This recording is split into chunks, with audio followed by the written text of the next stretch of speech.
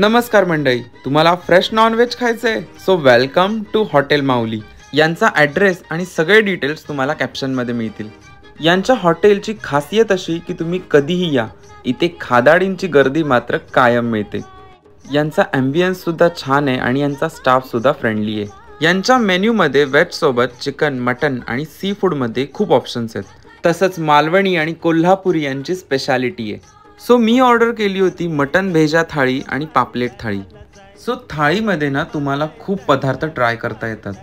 Food was tasty, पापलेट एकदम ताजा होता आणि मटन भेजा वॉज परफेक्ट स्पायसी आणि भाकरी सोबत तर कमाल लागत होता।